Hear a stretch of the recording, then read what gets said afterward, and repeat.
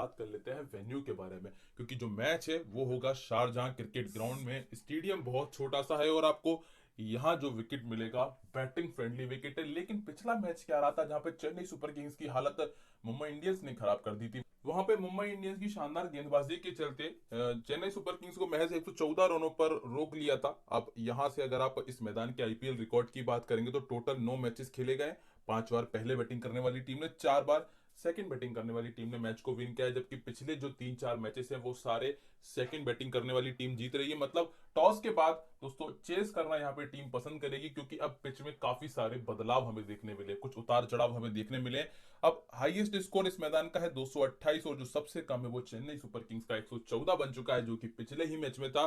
Scoring pattern पे नजर डालेंगे तो नॉर्मली 170 यहाँ पे बहुत आसानी से बन रहा है। अगर आप पहले बैटिंग करते हुए जीतना चाहते हैं तो कम से कम आपको 180 का जो है आंकड़ा वो पार करना ही पड़ेगा। अगर आप 180 नहीं कर पाते हैं तो आपको स्ट्रगल यहाँ पे बहुत ज्यादा करना है। अब यहाँ पे इस ग्राउंड के ऊपर हमें पावर प्ले में क्या देखने मिला है उसके बारे में बात कर लेते हैं। तो दोस्तों पावर प्ले में अगर आप यहाँ पे देखेंगे तो पिछले कुछ एक मैचेस में आपको लगभग हर मैच में फर्स्ट इनिंग में विकेट देखने मिल जाएगा। मात्र एक ये जो मैच था यहाँ पे पहली इनिंग में विकेट नहीं गिरा, हालांकि बैटिंग फ्रेंडली विकेट है। और खास तौर से अगर केकेआर पहले बैटिंग करती है तो मैं पावर प्ले में कम से कम एक विकेट की उम्मीद यहाँ पे जरूर करूंगा। लेकिन अगर आप मयंक अग्रवाल और यहां से बात करते हैं केएल राहुल की, अगर वो दोनों प्लेयर पहले इनिंग में बैटिंग करते हैं तो वहां पे मैं विकेट के चांसेस थोड़े से कम देख रहा हूं। लेकिन केकेआर की साइड फर्स्ट इनिंग पहला विकेट चांसेस बन रहे हैं, और अगर पंजाब खेलती है तो ये चांसेस थोड़े से कम रहेंगे। ये नहीं कहूंगा कि बिल्कुल नील हो जाएंगे, लेकिन थोड़े से कम रहेंगे। और यहां से अगर आप रिसेंट परफॉर्मेंस की बात करेंगे इस मैदान के ऊपर, तो जो आखिरी मैच था चेन्नई ने 114 और मुंबई ने बहुत ही आसानी से चेस कर लिया था। इस मैच में ईशान किशन ने स्कोर किया और यहाँ पे फास्ट बॉलर्स का डोमिनेशन था, जो कि आपको नॉर्मली देखने मिलेगा इस मैदान पे, क्योंकि यहाँ पे फास्ट बॉलर्स आपको ज्यादा विकेट निकाल कर देंगे। 2018 के बाद से लगभग 80% के आसपास जो विकेट है वो फास्ट बॉलर्स ने निकाले हैं। और इसके जो पहले के मैचेस थे दोस्तों, यहाँ भी सेकंड बैटिंग करने वाली टीम ने मैच को विन किया। और एक खास बात है जो मैं अभी तक देखता आ रहा हूं इस ग्राउंड के ऊपर, वो ये कि जो सेकंड इनिंग में टीम बैटिंग करती है वहां पे टॉप 3 में से स्कोर निकल कर आ जाता है। आप देखिएगा, ईशान किशन दूसरे नंबर पे, यहाँ पे शिखर धवन है, यहाँ पे केएल राहुल है। इसके नीचे अगर आप चेक करेंगे तो गिल है, फिर यहाँ पे जायसवाल है। मतलब जितने भी मैचेस हुए वहां पे ये ट्रेंड मैंने देखा है। तो अगर आप इस ट्रेंड को फॉलो करते हैं तो कम से कम जो टीम सेकंड इनिंग में बैटिंग कर रही है उसके टॉप 3 आपके लिए बहुत ज्यादा इंपॉर्टेंट रहेंगे। अगर पंजाब सेकंड बैटिंग करती है तो तीनों को टीम में रख लेना, लेकिन अगर केकेआर खेलती है तो वहां पे आकर आप एक रिस्की प्लेयर को ड्रॉप कर सकते हो।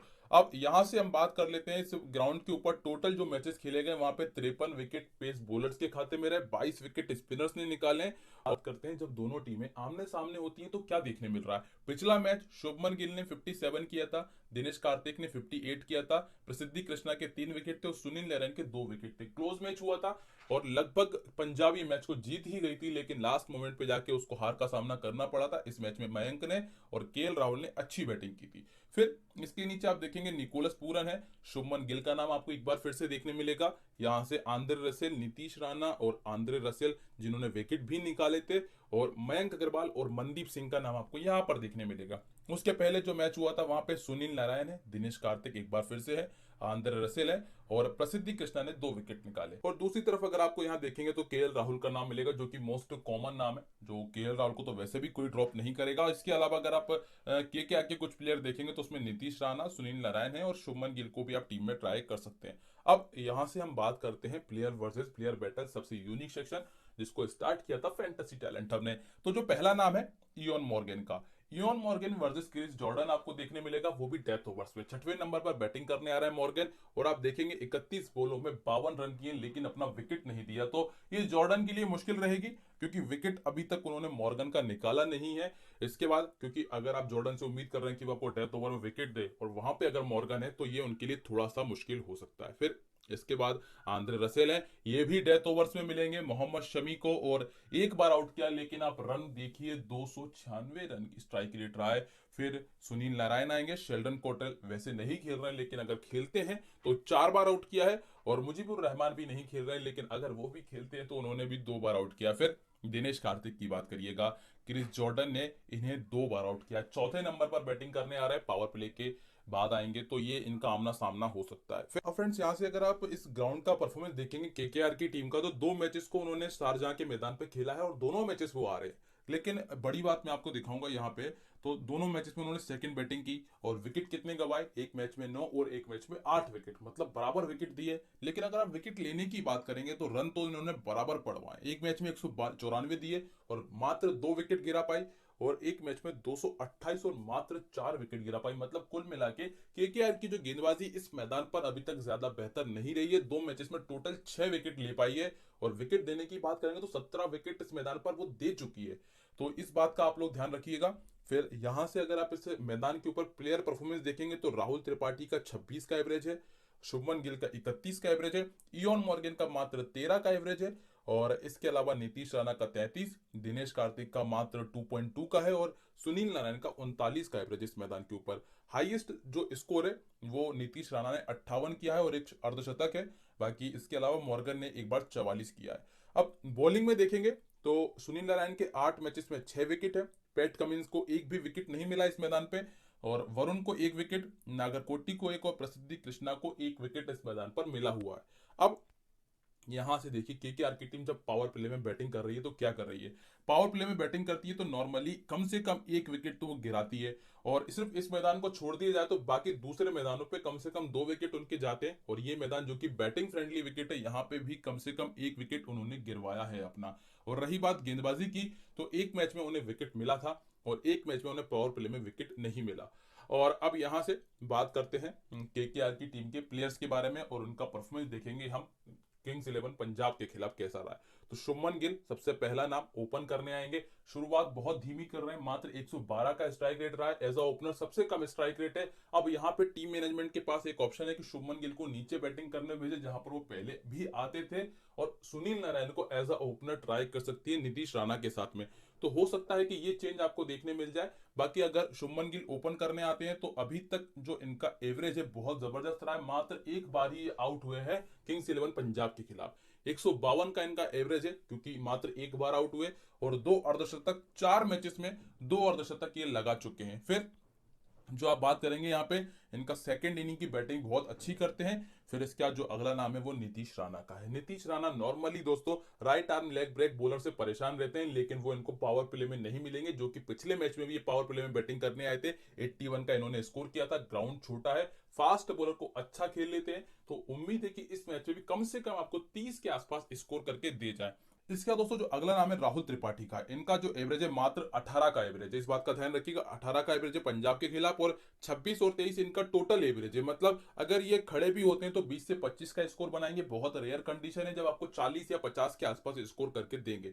और दिनेश कार्तिक की अगर बात करेंगे तो इनका 34 का एवरेज है, लेकिन गुगली से परेशान रहेंगे। पंजाब के खिलाफ एवरेज अच्छा है, लेकिन रवि बिश्नोई और मुरुगन अश्विन इनका विकेट निकाल कर दे सकते हैं। फिर सुनील नारायण है। सुनील नारायण को दोस्तों मिडिल ऑर्डर में इयोन मॉर्गन से ऊपर सिर्फ मोड चेंज करने के लिए भेजते हैं, आप जाइए बड़े हिट लगाइए, और अगर ऐसे में बड़ा स्कोर कर जाए जैसा पिछले मैच में किया वो बेनिफिट है, और नहीं तो दोस्तों आज इन्हें ओपन करने भेजा जाना चाहिए। और यहां से अगर आप इनका बॉलिंग परफॉर्मेंस देखेंगे तो पंजाब के खिलाफ 18 मैचेस में 28 विकेट निकाले हैं, लेकिन दोस्तों ये था इनका पुराने एक्शन के साथ में। अब नए एक्शन के साथ में गेंदबाजी करेंगे तो थोड़ा सा डिफरेंस आपको देखने मिलेगा। मॉर्गन बहुत नीचे बैटिंग करने आ रहा है, लगभग 6वें नंबर पर बैटिंग करने आ रहा है, और ये मॉर्गन और आपके लिए दोनों के लिए बेहतर नहीं है, तो अभी हम मॉर्गन को शायद अपनी टीम में नहीं रखेंगे। और वैसे इनका जो एवरेज है वो 30 का एवरेज है। अभी तक अर्धशतक नहीं लगाया पंजाब के खिलाफ। फर्ग्यूसन एक मैच में 1 विकेट है। पैट कमिंस की बात करेंगे, इनके 2 मैचेस में 2 विकेट है। पिछले मैच में फाइनली पैट कमिंस ने अच्छी गेंदबाजी की थी, 3 विकेट निकाले। और फिर सीवी वरुण 5 विकेट इस मैदान के ऊपर निकाल चुके हैं। हालांकि दोस्तों आज मैं ये कहूंगा कि सामने वाली टीम में कोई भी ऐसा बैट्समैन नहीं है जो स्पिनर से ज्यादा परेशान हो, इसलिए वरुण को मैं अभी अवॉइड करूंगा। अगर आप रखना चाहते हैं पिछले मैच के परफॉर्मेंस के बेसिस पे तो आप रख सकते हैं। फिर प्रसिद्धि कृष्णा पिछले 3 मैचेस से विकेट नहीं है, हालांकि यहाँ पे 3 मैचेस में 5 विकेट निकाले हैं, और लास्ट में नागरकोटी है इनके खाते में भी पिछले 3 मैचेस में कोई विकेट नहीं, और पंजाब के खिलाफ एक मैच में 0 विकेट है। अब यहां से हम बात करते हैं पंजाब की, तो पंजाब की साइड से पहला नाम है क्रिस गेल का। सुनील नारायण ने 5 बार आउट किया, लेकिन ये पुराने एक्शन से था, नए एक्शन से दोस्तों बहुत सारे डिफरेंस है। अब वो गेंदबाजी में धार नहीं दिख रही थी, तो थोड़ा सा दूर भगने की कोशिश कर रहे थे बैट्समैन से। तो ऐसे में दोस्तों अगर फिर भी विकेट मिलता है तो वो उनका लक और उनकी दोस्तों परफॉर्मेंस रहेगी। हालांकि निकोलस पूरन की बात करेंगे तो इन्हें भी सुनील नारायण ने एक बार आउट किया, लेकिन यहाँ पे 135 के स्ट्राइक रेट से रन किए। और आंद्रे रसेल की बात करेंगे तो इन्होंने 4 बार आउट किया निकोलस पूरन को। फिर ग्लेन मैक्सवेल है दोस्तों, इनको सुनील नारायण ने 2 बार आउट किया है, केएल राहुल को 2 बार आउट किया है, और मनदीप सिंह को भी सुनील नारायण ने 2 बार आउट किया है। कुल मिला के सुनील नारायण दोस्तों बहुत इंपॉर्टेंट थे पुराने एक्शन के साथ में। अब नए एक्शन के साथ में ये कारनामा कर पाते हैं या नहीं, ये देखने वाली बात होगी। हालांकि अभी इन्हें स्मॉल लीग में ड्रॉप मत करना, आपके लिए एक कंफर्म पिक है, और साथ में कैप्टन और वाइस कैप्टनसी की एक अच्छी चॉइस भी है। यहाँ से हम पंजाब के दोस्तों ग्राउंड रिकॉर्ड देखेंगे तो इस मैदान पे इन्होंने 2 मैचेस को खेला है, एक मैच जीता एक मैच हारा है। और पहले बैटिंग की थी तो 223 किया, सेकंड बैटिंग की तो 177 किया। विकेट ज्यादा नहीं कमाए थे, और विकेट निकालने की बात करेंगे तो दोनों पारियों में इन्होंने 6-6 विकेट निकाले हैं। मतलब गेंदबाजी अच्छी की है, बैटिंग भी अच्छी की है। तो यहाँ पे केकेआर की टीम के ऊपर थोड़ी सी भारी पड़ सकती है पंजाब की टीम। अब यहां से बात करेंगे केएल राहुल की तो 60 का एवरेज है, एक अर्धशतक है। मयंक अग्रवाल का 52 का एवरेज, एक अर्धशतक इनके खाते में। मैक्सवेल का 98 है, 2 अर्धशतक, यहाँ पे 2 अर्धशतक है उनके। और पूरन की बात करेंगे तो इनका 32 का, और क्रिस गेल का मात्र 17 का एवरेज है। फिर बॉलर्स की बात कर लेते हैं तो शमी के 6 विकेट है, और यहाँ पे मुरुगन अश्विन के 3 है। बाकी जॉर्डन और अर्शदीप ने एक एक विकेट इस मैदान पर निकाला है। रवि बिश्नोई को इस मैदान पे अभी विकेट नहीं मिला। और पावर प्ले में बात करेंगे दोस्तों, नॉर्मली यहाँ पे आपको देखने मिलेगा, ये आप देखिएगा जहाँ पे कुछ मैचेस में विकेट गए हैं तो कुछ मैचेस में विकेट बचाए भी हैं पंजाब की टीम ने। लेकिन अगर पहले बैटिंग करती है तो एक भी मैच अभी तक ऐसा नहीं गया जहां पे इन्होंने अपनी विकेट दी हो। तो अगर पंजाब पहले बैटिंग करती है तो चांसेस बनेंगे कि वो विकेट बचाकर निकल जाए। और सिर्फ इसी मैदान की बात करेंगे तो 2 मैचेस खेले हैं और दोनों मैचेस में विकेट नहीं दिए, चाहे पहले बैटिंग की हो चाहे सेकंड बैटिंग की हो, लेकिन पावर प्ले में विकेट निकाला जरूर है। अब पंजाब के प्लेयर्स को देखिए, केएल राहुल ओपन करने आएंगे, 38 का एवरेज है इनका केकेआर के खिलाफ, और बिल्कुल आपके लिए डिफॉल्ट पिक है। सेकंड इनिंग में तो जबरदस्त पिक है। और मनदीप सिंह की बात करेंगे तो दोस्तों यहाँ पे मयंक अग्रवाल की टीम में वापसी आपको देखने मिल जाएगी, तो मयंक अग्रवाल आपको खेलते हुए नजर आएंगे इस मैच में मनदीप सिंह के स्थान पे। तो मनदीप सिंह जो कि वापस नीचे आएंगे, तो इनका 27 का एवरेज था। और यहाँ पे क्रिस गेल हैं दोस्तों, क्रिस गेल की बात करेंगे तो थोड़े से परेशान रहेंगे सुनील नारायण से, लेकिन 44 का एवरेज है इस टीम के खिलाफ इनका, एक शतक और 4 अर्धशतक है। और इसके बाद निकोलस पूरन है, इनका 32 का एवरेज है, 2 मैचेस खेले हुए हैं और दोनों मैचेस में अच्छी बैटिंग की थी। सेकंड इनिंग में बहुत जबरदस्त खेलते हैं, सेकंड इनिंग के लिए मस्ट पिक है। वैसे देखा जाए तो फर्स्ट इनिंग के लिए भी अच्छे पिक है, लेकिन सेकंड इनिंग में ड्रॉप मत करना। फिर इसके बाद ग्लेन मैक्सवेल है, मात्र एक मैच में इन्होंने स्कोर किया था 32 का, बाकी इसके अलावा इनके बैट से स्कोर अभी नहीं निकला है, ज्यादा बड़ा एक भी नहीं गया। और 28 का एवरेज है इनका कलकत्ता के खिलाफ। दीपक हुडा बाहर जाएंगे क्योंकि मयंक अग्रवाल टीम में शामिल होंगे, अगर ये खेलते तो इनका मात्र 13 का एवरेज। और फिर इसके बाद मुरुगन अश्विन है। मुरुगन अश्विन दोस्तों यहाँ पे सामने वाली टीम में 2 ऐसे प्लेयर है, एक नीतीश राणा और एक दिनेश कार्तिक, जो कि स्पिनर्स के सामने बहुत ज्यादा स्ट्रगल करते हैं। तो उसके लिए मैं अश्विन को अपनी टीम में रखूंगा। बाकी ग्राउंड छोटा है दोस्तों, यहाँ पे मिस हिट भी 6 हो जाते हैं, ऐसे में कुछ भी हो सकता है, बॉलर्स को ज्यादा बेनिफिट नहीं है, लेकिन फिर भी मैं रिस्क लेके मुरुगन अश्विन को टीम में रखूंगा। और अगर आप यहाँ पे देखेंगे, Arshdeep Singh left arm fast bowler है, पिछले मैच में अच्छी गेंदबाजी की, डेथ ओवर्स में 3 विकेट निकाले हैं, और इस टीम के खिलाफ 2 मैचेस में 1 विकेट है इनके खाते में। सेकंड इनिंग में थोड़ी सी अच्छी गेंदबाजी कर रहे हैं। और क्रिस जॉर्डन की बात करेंगे दोस्तों, इन्होंने भी पिछले मैच में 3 विकेट निकाले, और 3 मैचेस में 1 विकेट है इनके खाते में अभी तक कोलकाता के खिलाफ। शामी दोस्तों 8 मैचेस में 5 विकेट निकाल चुके हैं, और रिसेंटली अगर आप देखेंगे हर एक मैच में अच्छी गेंदबाजी कर रहे हैं, लेकिन यहाँ थोड़ा सा क्रेडिट का इशू आपको मिलेगा।